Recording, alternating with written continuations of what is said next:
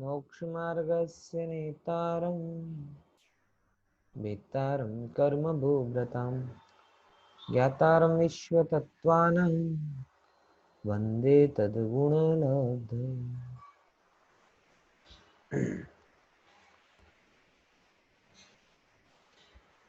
हमने वेद की चर्चा चालू की थी, जो कि दूसरे अध्याय का लगभग अंतिम मुख्य प्रकरण है, बराबर। और उस प्रकरण के माध्यम से हमने ये चीज समझने की कोशिश की थी कि वेद दो प्रकार के होते हैं, एक तो भाव वेद और एक द्रव्य वेद। समझ में आया? मुख्य रूप से जिसमें विचार करने लायक बात है वो ये है कि एक तो होती है आपके शरीर की संरचना, है ना। आप शरीर की संरचना के कारण क्या हो क्या नहीं हो ये इतना बड़ा प्रश्न नहीं है, लेकिन आपके भावों की संरचना क्या है ये बहुत बड़ा प्रश्न है। सामान्य रूप से हमने अपनी दाढ़ी मूंछों से, अपने शरीर के कुछ अंग विशेषों से अपने आप को पुरुष मान लिया है, लेकिन वास्तविक रूप में पुरुषत्व इतना सस्ता नहीं। ये जो कल अपन ने चर्चा की थी उसके माध्यम से ये पुरुष की चर्चा ख्याल में आती है कि वास्तव में पुरुष कौन होता है। और इस पॉइंट ऑफ व्यू से जो पुरुष है वो तो पुरुष हो सकता है, लेकिन जो जिन्हें हम स्त्री समझते हैं वो स्त्रियों में भी पौरुष हो सकता है। क्योंकि हमने किसको पुरुष बोला? कि जो सम्यक ज्ञान का स्वामी होता है, चतुर पुरुषार्थ में ध्यान रखता है। और एक सुंदर पद आया जो वास्तविक में पौरुष है अपना, कि पंच परमेष्टि पद में स्थित होता है। ये बहुत इंपॉर्टेंट आपके स्क्रीन पर दिख रही है ना सबको। ये सब परिभाषाएं हैं पुरुष की, और ऐसा पुरुष ही परमेष्टि पद बनने के अधिकारी होता है। ऐसा पुरुष ही जीवन की को वास्तविक रूप से समझकर उसका निर्णय कर सकता है। बात समझ में आई कि नहीं आई? हाँ, देखो थोड़ी चर्चा अपन और करते हैं। और यहाँ पर ये जो भी अर्थ किए हैं ये अर्थ जिसे अपन कहें व्युत्पत्ति वाले अर्थ हैं। संस्कृत में एक सुंदर शब्द आता है व्युत्पत्ति। व्युत्पत्ति मतलब क्या होता है? इटिमोलॉजी, मतलब जहां से ये शब्द क्रिएट हुआ है, उत्पन्न हुआ है, कहां से हुआ, कैसे हुआ। अब विचार तो करो, पुरुष शब्द कैसे बन गया? आपने क्या समझा कि भाई ये पुरुष है मतलब ये शरीर की संरचना बन? बोले नहीं, ऐसे पुरुष नहीं होते भाई साहब। सच्चे पुरुष तो परमेष्टि हैं। इसीलिए जो सम्यक और उत्तम पुरुष जिसे अपन कहें कि परमेष्टि और जघन्य पुरुष है सम्यक ज्ञानी, इसके अलावा जो अहंकारी हो, क्रोधी हो, भोगी हो, दंभी हो, वो पुरुष नहीं है भाई साहब। वो अगर शास्त्रों की अपेक्षा देखा जाए आत्म कल्याण के पुरुषार्थ से शून्य का पुरुष है। आत्म कल्याण के पुरुषार्थ से शून्य का पुरुष। बात समझ में आ रही कि नहीं आ रही? ख्याल में आया? तो आत्म कल्याण से शून्य, उसमें पौरुषत्वपना नहीं है। आत्म कल्याण में जो जीव लगता है उसमें पौरुषपना है। इस बात को हमें थोड़ा विचार लेना चाहिए, ठीक है। थोड़ी सी चर्चा और इस बात को आगे बढ़ाते हैं और यहाँ तक जाते हैं कि ये होता क्या है। अब थोड़ा अपन इसको समझेंगे कि एक पुरुष जो जीव होता है उसको वेद का उदय होता है। देखो, चैतन्य का वेदन वो आनंद को जन उत्पन्न करता है, और पुरुष पर्याय के कारण जिस वेद नौकषाय का उदय होता है उससे जीव को अपनी अपूर्णता के कारण दुख महसूस होता है, और उस दुख की प्रवृत्ति को वो सुखमय मानता है। दूसरे नंबर की भूल, मेरे शब्दों में आप उलझ मत जाना, मैं सरल सी बात आपको कहना चाहता हूं कि वेदना है ना, वेदन पुरुष वेद, आत्मा का वेदन और पुरुष पर्याय का वेदन, दोनों में बहुत अंतर है। जब आप अपने आप को आत्मा मानते हो, क्या मानते हो? आत्मा। जैसे ही आपने अपने आप को आत्मा माना, आत्मा ना पुरुष है, ना स्त्री है, ना किन्नर है, ना मनुष्य है, ना त्रियंच है, पूर्ण है, सच्चिदानंदमयी है, अनंत अनंत गुणों से भरा पूरा है। मतलब आपके अंदर में ठोस ठोस ठोस बातें बताई जाती हैं जब जब भी हम आपको आत्मा कहते हैं, तब तब। तो आपके अंदर में अपूर्णता नहीं होती। अपूर्णता नहीं होती तो आप उस अपूर्णता को के माध्यम से किसी प्रकार की इंफीरियरिटी फील नहीं करते, और इंफीरियरिटी फील नहीं करते तो उसको फिल करने के लिए आप कोई बाहरी उपाय नहीं करते। बिना संयोगों के, बिना साधनों के, बिना किसी भी बाहरी वस्तु के मैं आत्मा हूं ये जानने वाला जीव सदा सुखी रहता है। जब जब भी आपको, सच बोल रहा हूं, बातों में किसी की मत आना। बाल बोध में आपने सुन लिया होगा, हूँ छू आत्मा परमात्मा, हूँ तो आनंद नो धाम। लेकिन ये आनंद का धाम भगवान आत्मा लॉकडाउन में कुछ नहीं कर रहा था, तब भी आनंद का धाम था, बराबर है।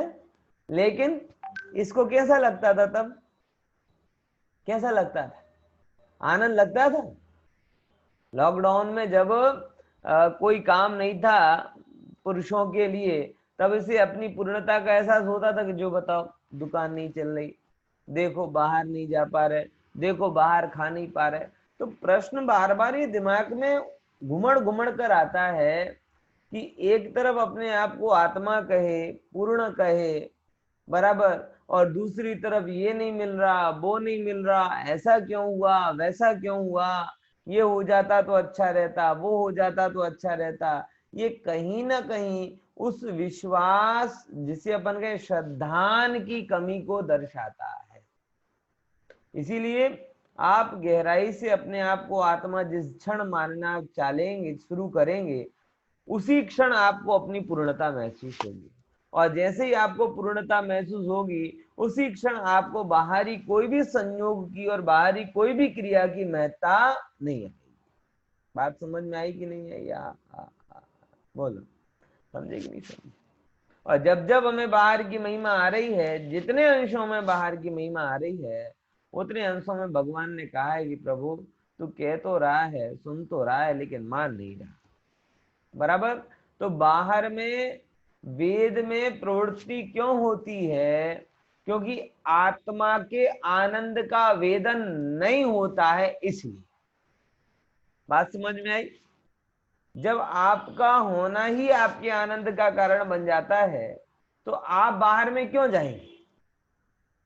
बात पकड़े कि नहीं पकड़े? क्या कह रहा हूं, थोड़ा समझना, विचार करके देखना। क्या कह रहा हूं कि जब आपका होना ही आपके आनंद का कारण है।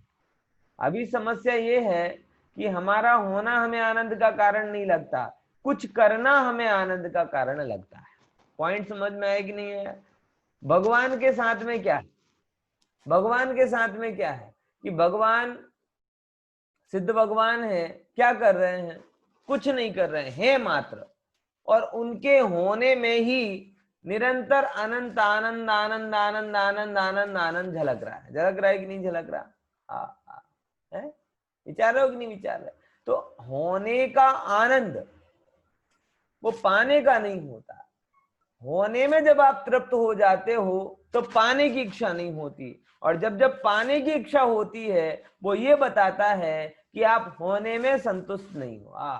सिद्ध भगवान है, ओहो, और उनके होने मात्र में इतनी पूर्णता का वेदन कर रहे हैं कि उन्हें आनंद के लिए आंख तक खोलने की जरूरत नहीं पड़ रही, उंगली तक हिलाने की जरूरत नहीं पड़ रही। और हम होने में आनंद नहीं मान पा रहे हैं, आनंद का वेदन नहीं कर पा रहे हैं, इसीलिए आनंद के लिए ये वेदों का वेदन कर रहे हैं। किसका वेदन कर रहे हैं? वेद का वेदन। अंदर में पुरुष वेद का उदय आता है, ऐसा लगता है कि स्त्री का संयोग मिले। स्त्री वेद का उदय आता है, तब ऐसा लगता है पुरुष का संयोग मिले। और इस संयोग के कारण मुझे पूर्णता मिले, उस संयोग के कारण मुझे पूर्णता मिले, ऐसा ये जानकर जीव निरंतर अपनी अपूर्णता को भोगता है, और अपूर्णता के कारण जो उसे दुख होता है वो वेद के उदय में उस दुख को पूरा करना चाहता है। समझे कि नहीं समझे? लेकिन क्या कहें, शास्त्रकार तो कहते ही है ना कि जैसे कुत्ता हड्डी चबाता है और उसे चबाने में जो जो जो स्वाद आता है वो स्वाद उस हड्डी का नहीं है, वो स्वाद उसके मसूड़ों से निकलने वाले निरंतर खून का है, और उस खून का वो स्वाद लेता है और मानता है हड्डी में आता है।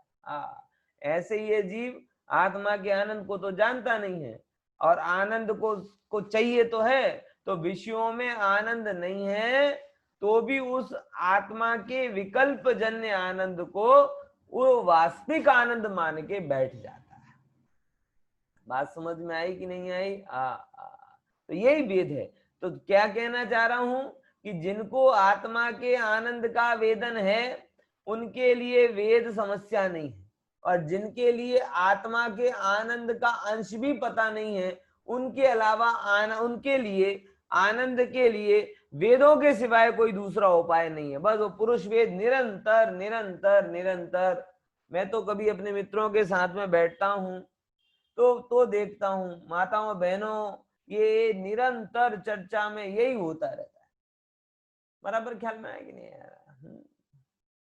मेरे कभी कभी बहुत क्या कहते हैं बचपन के सारे मित्र छूट गए। कारण क्या है? उसका मेन कारण यही है कि उनके उनके साथ में आप बैठो तो सिवाय वेद के कोई दूसरी चर्चा नहीं होती। पूर्णता का आनंद तो कहीं आता ही नहीं, बस जहां देखो तो दुनिया भर की राग देश की बातें और उसका आनंद उसमें लगे हैं। तो जिनको आत्मा के आनंद की थोड़ी बहुत भी भनक है उनको वेदों का आनंद कुछ नहीं लगता, और जिन्हें वेद के ही आनंद की पड़ी हुई है उन्हें आत्मा का आनंद नहीं लगता। सारा संसार आत्मा आनंद के रस को छोड़कर निरंतर पुरुष वेद के उदय में, स्त्री वेद के उदय में और नपुंसक आदि वेदों के उदय में जो होने वाले तीव्र कषाय के परिणाम हैं, वो तीव्र कषाय के परिणामों को वो आनंद का कारण मानता है। भाई साहब, दुख के कारण को सुख का कारण मानोगे तो जहर खा के जीने की इच्छा करने के जैसी भूल होगी। बात समझ में आई कि नहीं आई? तो ये चीज को समझना, थोड़े गहराई से थोड़े अपने चित्त को निर्मल करोगे तो सब बातें ख्याल में आएंगी। नहीं तो पूरा यूरोप देख लो, अपने यहाँ तो बचपन से ये बात बताइए कि विषयों में सुख नहीं है, विषयों में सुख नहीं है, बराबर ख्याल में है। लेकिन अब ये जहां जहां पर जिन जिन संस्कृतियों में मात्र विषयों को ही सुख माना गया, उन संस्कृतियों में क्या हो रहा है ये अभी अभी सामने ख्याल में आ रहा है।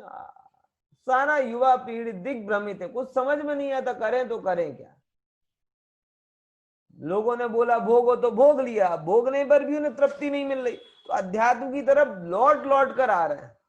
और अभी भारतीय लोगों के लिए वो भारतीय जो आनंद है वो आत्मिक आनंद तो ख्याल में नहीं आता, सो बार बार वो विषयों के आनंद की तरफ ही जाते हैं, बार बार दौड़े जा रहे हैं। समझ में आया कि नहीं आया? थोड़ा विचारिएगा और इसको जरा अपन थोड़ा समझते हैं। बराबर क्या होता है पुरुष वेद के उदय में आपको सामान्य पता होगा, उसी चीज को हम आगे बढ़ाते हैं। क्या कहलाता है पुरुष वेद? तो सामान्य स्वरूप बताते हैं उसका। सामान्य पुरुष वेद नामक 9 कसाय के उदय से, किसके उदय से? पुरुष वेद नामक 9 कषाय के उदय से। अब देखो इसे हालांकि नाम दिया है 9 कषाय, मतलब ईशत कषाय, किंचित कषाय, लेकिन अगर इस विकार को देखा जाए तो ये किंचित नहीं है, ये विकार बहुत बड़ा विकार है। काम भाव, ये काम भाव कामना, ये कोई किंचित अल्प छोटा मोटा विकार नहीं। श्रीमद जी बहुत सुंदर इसके बारे में कहते हैं कि जैसे सेनापति को जीत लेने पर उसकी सारी सेना जीत ली ऐसा कहा जाता है, वैसे ही वैसे ही जब ये आत्मा इस काम आदि भाव को जीत लेता है तो अल्प काल में अपने समस्त विकारों को जीत लेता है, क्योंकि ये कामनाएं ही संसार का मूल ईंधन है। कामना केवल विषय की नहीं हो रही है, कामना थोड़ा व्यापक शब्द है। यश की कामना भी होती है, पद की कामना भी होती है, धन की कामना भी होती है, बराबर, लोग मुझे जाने, मान की कामना भी होती है, बहुत सारी कामनाएं होती है। लेकिन फिर भी ये विकार मुख्य है। और इसका मैंने गंभीरता से एक जरा विचार किया तो मुझे बात समझ में आई कि एक मेरे नैरोबी गया था, तब वो प्रफुल्ल भाई राजा है ना, प्रफुल्ल भाई राजा, उनके लड़के श्रेयांश भाई ने बहुत सुंदर प्रश्न किया कि बोले विकार तो बहुत सारे हैं, तो इस चीज पर इतना जोर क्यों दिया, इतना जोर क्यों दिया कि साहब इस विकार को जीतो, इस विकार को जीतो। तो मैंने उनको जो कारण बताया वो बहुत अच्छा बाद में मुझे लगा। मैंने किसी विकार के कारण, आपने सपोज किसी पे गुस्सा किया, तो गुस्सा करने पर उसका इफेक्ट कब तक रहेगा मुझे बताओ। गुस्सा किया, साल भर बाद, 2 घंटे भर बाद खत्म हो गया, बात आई गई होगी, बच्चों का होता है ना गुस्सा, कितनी बार आधे घंटे गुस्सा करके लड़के आ जाते हैं, बाद में फिर खेलने लगते हैं। कितना इफेक्ट रहा है इसका, बहुत लंबा नहीं चलता। मान के चक्कर में भी आपका बहुत लंबा कोई काम नहीं चलता। आप अगर गहराई से देखोगे तो कोई भी इफेक्ट, किसी भी कषाय का उदय, किसी भी विकार का उदय लंबा नहीं चलता। लेकिन काम विकार की पूर्ति के लिए जो हमने व्यवस्था बनाई वो एक चक्र के जैसी हो जाती कि नहीं हो जाती। देखो, जैसे व्यक्ति अपने काम के विकार को नहीं जीत पाया, और काम विकार को नहीं जीत पाया तो गृहस्थ हो गया, और गृहस्थ हो गया तो उसने उस कामों के पुरुष वेद की पूर्ति के लिए जो भी उपाय किए, उससे क्या हुआ, पहले गृहस्थी बसी, फिर संतति हुई, और जैसे ही वो संतति हुई तो संतति के भरण पोषण की चिंता, बराबर, फिर उसके बाद में उनको, मतलब एक आपके निर्णय से आपका पूरा जीवन, जिसे लोग सेटल होना बोलते हैं, ये एग्जैक्टली मोक्ष मार्ग में अपसेट करना है, जिसे जगत में सेट करना कहा जाता है। इनफैक्ट वो क्या है कि आप अपने मोक्ष मार्ग को अपसेट कर रहे हैं और संसार में सेट हो रहे हैं। हो रहे कि नहीं हो रहे?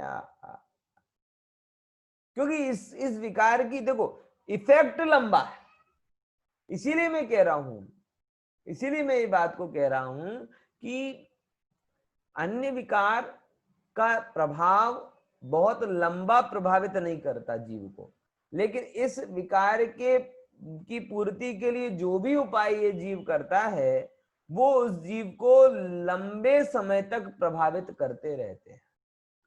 इसीलिए आचार्यों ने बहुत प्रेरणा दी है कि भाई तुम इन विकारों को जानो, समझो, इसके दुष्चक्र में नहीं फंसो और अपने आत्मा के आनंद का वेदन करो। लेकिन तो भी इस जीव को उस समय उन वेदादि कषायों का उदय इतना प्रबल होता है कि वो अधिकतर जीव निर्णय नहीं ले पाते और उसी के संदर्भ में वो संसार की प्रक्रिया में शामिल हो जाते हैं। पॉइंट समझ में आया कि नहीं आया?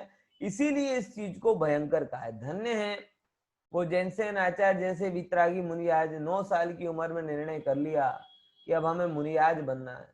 धन्य वो अकलंक निकलंक जैसे जिन्होंने ब्रह्मचर्य व्रत ले लिया। धन्य वो कुंदकुंद आचार्य जिन्होंने 13 साल की उम्र में दीक्षा ले ली। धन्य है वो बाल तीर्थंकर, ओहो, जिन्होंने जिन्होंने ब्रह्मचर्य को ही अपना आदर्श बनाया। ऐसे बहुत सारे ज्ञानी जीवों को देखकर बहुत आनंद होता है कि जिन्होंने इस चैतन्य तत्व की महिमा की, जड़ तत्व की महिमा नहीं की, जिन्होंने आत्मा को पूर्णता का स्रोत समझा, विकारों को नहीं समझा, वो तमाम जीव अगर सच्चे रूप से इस मार्ग पर चलेंगे तो क्या होगा कि उनके धीरे धीरे धीरे धीरे जो दुष्चक्र हैं वो भी कम हो जाएंगे, और कम हो जाएंगे तो मार्ग सुलभ हो जाएगा। पॉइंट समझ में आया कि नहीं आया? देखो, इसीलिए इस चीज को समझना है ना। वेद 9 कषाय में है, लेकिन इसका काम 9 कषाय जैसा नहीं है।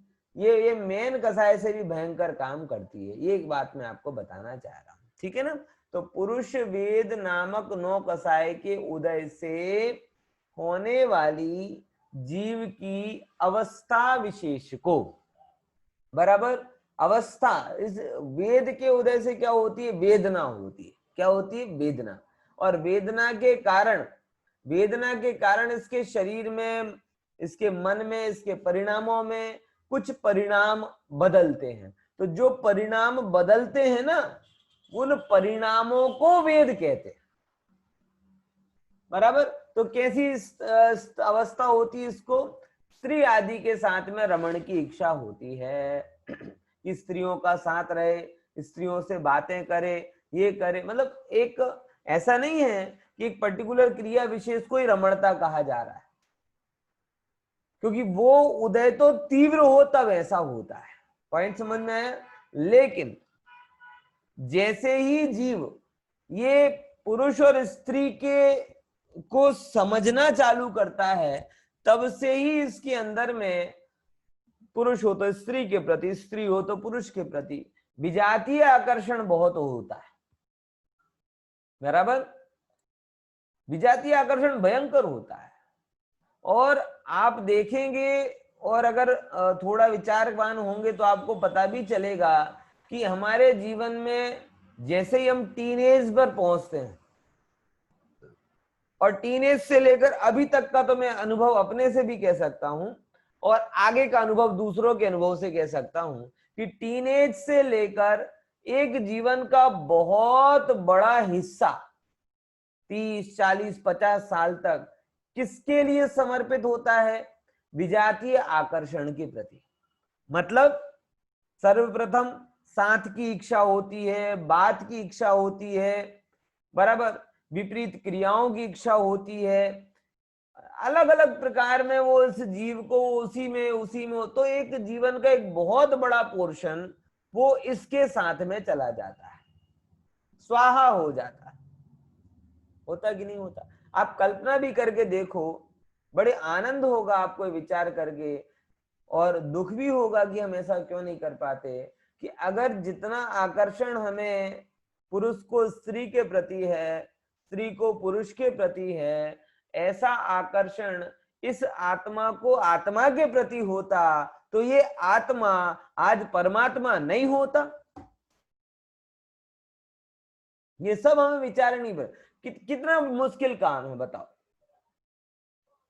क्या मुश्किल। जो हमें स्त्री रूपधारी सुंदर लग रहे, अपने लग रहे, प्रिय लग रहे, अच्छे लग रहे, पुरुष रूपधारी हमें अच्छे लग रहे, उनके साथ में साथ की इच्छा हो रही, उनके बात की इच्छा हो रही, कैसे कैसे वो और सानिध्य कपट कर रहा, झूठ बोल रहा, मान कर रहा, धन कमा रहा, शरीर के लिए इतना ध्यान दे रहा। आज आप विचार करके देखो, है पुरुषों को साहब बहुत अच्छा दिखना है, माताओं बहनों को अच्छा दिखना है, क्यों दिखना है? आप सोचो, ये आकर्षण है। बहुत पैसे कमा लो साहब, बहुत पैसे क्यों कमा लो? हमारे आईएएस में एक बहुत अच्छी बात बोली, जब हम पढ़ते थे ना आईएएस में, तो एक बहुत अच्छा एक मतलब लोगों के लिए मोटिवेशनल सेंटेंस होता था वो, क्या? कि you can't choose your father but you can choose your father in law. क्या बोला जाता था? है कि तुम्हारे पास तुम अपने पिताजी को चूज नहीं कर सकते थे, बराबर, but you can choose your father in law, कि तुम तुम्हारे ससुर जी कौन होंगे ये नक्की कर सकते हो, तुम्हारे पिता कौन होंगे ये नक्की नहीं कर सकते। इसीलिए तुम्हें, बराबर, सुंदर जीवन साथी चाहिए, समृद्ध जीवन साथी चाहिए, तो आईएएस बन जाओ। और उस समय क्या कहते हैं, सैकड़ों लोगों के लिए कोचिंग क्लासों का अपनाया गया जाना परखा उपाय था। ये मोटिवेशन दो, देश का कल्याण करोगे, दुनिया का कल्याण, ये तो सब इंटरव्यू में कहना कह दो। क्या बातें होती थी? देश का कल्याण करोगे, समाज का कल्याण करोगे, ये करोगे, वो करोगे, ये तमाम बातें तो तुम इंटरव्यू में कहना। लेकिन एक्चुअल में जो लोगों को मोटिव करती थी वो कौन सी बातें थी? वो ये थी कि तुम फादर इन लॉ का सिलेक्शन कर सकते हो। मतलब अगर तुम पद पर पहुंच गए तो तुम्हें सुंदर जीवन साथी मिल जाएगा, तुम्हें समृद्ध परिवार मिल जाएगा, और बाकी वो जीवन तुम अपने निकाल लोगे। तो लोग, हाँ भैया पद वद होगा तो व्यवस्थित सेट हो जाएंगे, नहीं तो जीवन भर परेशान होंगे। आप समझ रहे हो? यानी वर्षों का श्रम भी किसके लिए? एक चीज के लिए, इसलिए भाई साहब इस विकार से हटकर दुनिया देखोगे तो बड़ी सुंदर और पवित्र दिखाई देगी, और इस विकार में डूबकर दुनिया देखोगे तो सिवाय भोग के और सिवाय अंधकार के कुछ नहीं दिखाई देगा। तो ये पुरुष वेद है। मैं आपसे ये कहना चाहता हूं कि आप अपने चैतन्य पुरुष का वेदन करें, पुरुष वेद का वेदन ना करें। हालांकि मेरे कहने से कोई नहीं करेगा और नहीं कहने से कर लेगा, ऐसा वस्तु का स्वरूप नहीं। जिसकी दृष्टि में चैतन्य तत्व आया है वो चैतन्य तत्व का वेदन करेगा, और जिसकी दृष्टि में नहीं आया वो नहीं करेगा। इसको कौन सुधार पाएगा? लेकिन प्रभु जीवन की संध्या वेला में जब आप अपने किए हुए कर्मों का हिसाब किताब करोगे तो आपको इस बात का दुख जरूर होगा कि हो प्रभु, एक कषाय के उदय में हमने अपना पूरा जीवन झोंक दिया। अरे रे रे, ज्ञानियों के एक वचन के प्रति जीवन झोंक दिया होता तो ये भव का अभाव हो जाता। लेकिन भोगियों के लिए हमने जीवन लगा दिया तो अनंत भव बढ़ा लिए। ये सब हिसाब किताब आपको बाद में पता चलेगा, तब तक तो आप क्या कहें, जो चल रहा है तो चलने दो वाली बात है, बराबर। तो तीव्रता कैसी होती है इसको पुरुष वेद के बारे में बोले, तृण की अग्नि के समान, कि जैसे ही इसका उदय होता है, जैसे ये तृण की अग्नि होती ना, तुरंत तुरंत प्रज्वलित हो जाती है। तो पुरुष के वेद के उदय में भी ये जो काम भाव है ये तुरंत पैदा हो जाते हैं। बात समझ में आई कि नहीं आई? इसीलिए पुरुषों को 9 बाण का पालन ज्यादा बोला जाता है, माताओं बहनों को नहीं बोला जाता उतना, बराबर। क्योंकि माताओं बहनों को इतनी जल्दी उदय नहीं आता तीव्रता के साथ में, बराबर। पुरुषों को खास बोला जाता है कि भैया इस चीज का तुम ध्यान रखो, उस चीज का तुम ध्यान रखो। क्यों? क्योंकि ये जो वेद है ना अंदर में पड़ा हुआ, इसको जरा सा भी ईंधन मिलता है ये एकदम तिनके की भांति। ये देखा चित्र बताया ना तिनके का, ये सूखी घास है। सूखी घास में अगर आपको जरा सा भी अगर वो लगा दोगे तो कैसे एकदम भरभरा के जलने लगेगी। ऐसे ही होता है पुरुष पर्याय में, जरा सा भी कोई ऐसी घटना घटे तो तुरंत ही वो वेद का उदय आता है, और जैसे ही वो वेद का उदय आता है इसके ज्ञान का वेदन चला जाता है, बराबर। देखो आगे अपन समझते हैं। अब स्त्री वेद का उदय कैसा होता है। अब द्रव्य से स्त्री किसे कहा, ये भी बड़ी गजब बात। द्रव्य से पुरुष ख्याल में आया कि नहीं आया? द्रव्य से पुरुष कौन? जो सम्यक ज्ञानी है, परमेश्वरी है, ज्ञानानंद गुणों का वेदन करता है, पुरुषार्थी है, वो पुरुष है। अब द्रव्य से स्त्री कौन है, बराबर। अब देखना यहाँ पे वो स्त्रीगत संरचना के कारण अब अपने आप को स्त्री मत समझना। माताएं बहनें अपने आप को कोसती हैं, अरे क्या करें भैया, हम स्त्री हैं, हम स्त्री हैं। कौन स्त्री है? देखो कि अर्थात दोषों से जो आच्छादित करे, दोषै छादयति, अर्थात दोषों से जो आच्छादित करे। किसको? स्वयं को और दूसरों को। बोलो भैया, हैं? कितने लोग यहाँ बैठे हैं स्त्री हैं और कितने लोग पुरुष हैं? स्त्री पर्याय के कारण कोई स्त्री नहीं है, बराबर, और पुरुष पर्याय के कारण कोई पुरुष नहीं है। ये तो द्रव्य पुरुष और द्रव्य स्त्री की बात है। भाव पुरुष तो जो पुरुषार्थ करे, सम्यक ज्ञानी हो, परमेष्ठी बने, वो भाव पुरुष। और जो जीव अपने आप को और अन्य को दोषों में ढांक कर रखे, जो जीव अपने आप को और अन्य को दोषों में ढांक कर रखे, वो स्त्री। इसीलिए माताओं बहनों से मैं कहूंगा कि स्त्री होने के कारण मत रो, हाँ, लेकिन कभी आप स्वयं दोष में पड़ो और अपने दोष से दूसरों को ढांको, तब आप समझना कि अब मैं स्त्री, अब पुरुष भी स्त्री हो गया। यहाँ ये समझना। बात समझ में आई भैया? ये जैन धर्म है, खाल को नहीं पकड़ता, माल को पकड़ता। ये पुरुष और स्त्री ये तो खाल का भेद है, लेकिन भाव पुरुष और भाव स्त्री पना ये आपके अंदर में पड़े होने वाले माल का भेद है। समझ में आया कि नहीं आया? ये जैन धर्म माल को पकड़ने वाला धर्म है, खाल को पकड़ने वाला धर्म नहीं है। समझ में आया?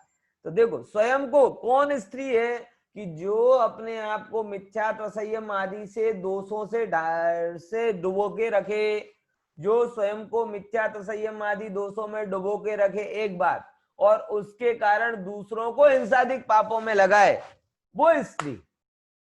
बोलो, विचार करके देखो है। आप गजब है, दुनिया में जितने बड़े बड़े क्या कहते हैं पौरुष वाले कहे जाते हैं, पुरुष, अलेक्जेंडर सिकंदर बड़ा पौरुष वाला, ये राजा बड़ा पौरुष वाला, वो बड़ा पौरुष वाला, क्या करा, स्वयं ने राज्य जीतने के चक्कर में लाखों लोगों से हिंसा कराई, कराई कि नहीं कराई है? बोलो। और हमने उसको नाम दे दिया था ग्रेट अलेक्जेंडर, सिकंदर महान। क्या महान? महानता का चिन्ह है। हम उसे वीर गिनते हैं, स्त्री है। आहा, क्या बोला? स्त्री है। क्यों? क्योंकि स्वयं तो मिथ्यात्व संयम आदि में पड़ा हुआ था और दूसरों को हिंसा के मार्ग पे लगाया, स्त्री है। आहा, बताओ, ये जिनवाणी के अलावा कौन बताए ऐसी बात? किसी को बोला जाए कि अरे ये अलेक्जेंडर को स्त्री बोल रहा है, हाँ भाव से स्त्री है, खाली बराबर।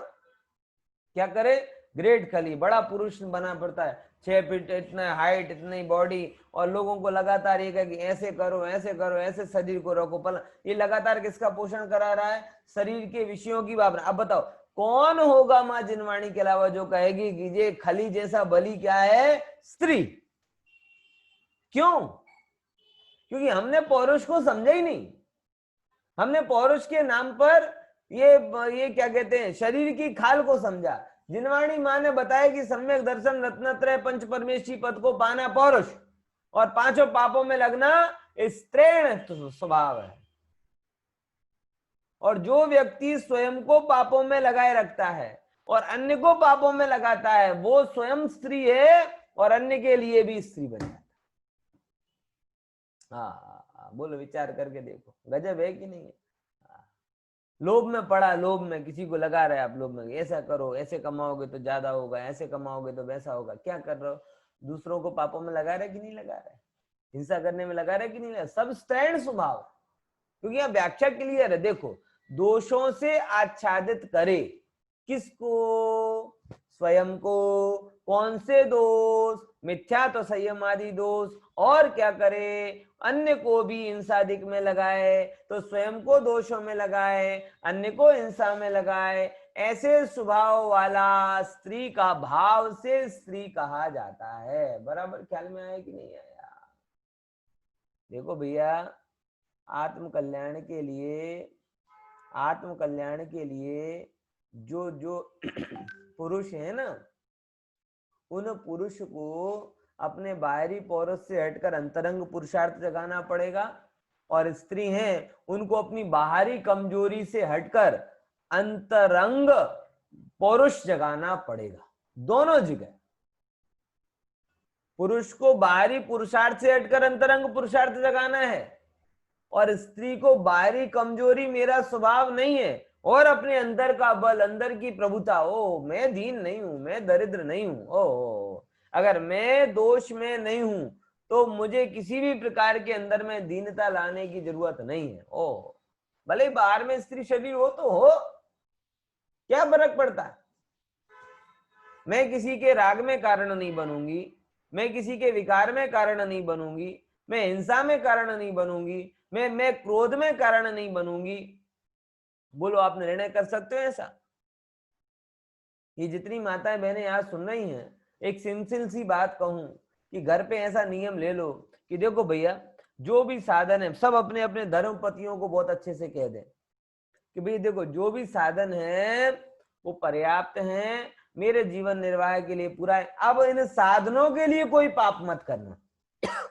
बोलो, कितनी कितनी माताएं बहनें ये नियम लेने के लिए तैयार? विचार करके देखो। क्यों? क्योंकि मैं, अब होता क्या है कि पुरुष स्त्री के वश रहता है और स्त्रियों को पता है, या उनको ऐसा लगता है कि भाई स्त्रियों का भरण पोषण की जिम्मेदारी मेरी है, बराबर। तो जैसे ही स्त्रियां अगर कोई कहे कि भाई मुझे बाहर घूमने जाना है, ये वस्तु लाना है, फलाना करना है, ये करना है, वो करना है, बराबर।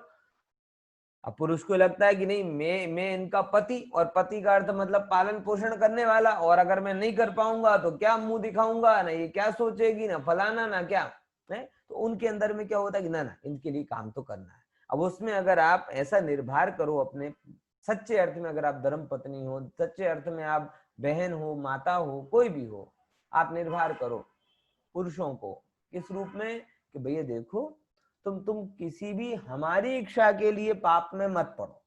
हाँ, तुम्हें पाप करना तुम्हारी मर्जी, तुम लोभ करो, तुम्हें जो करना है सो करो, लेकिन मुझे दोबारा स्त्री नहीं बनना ना।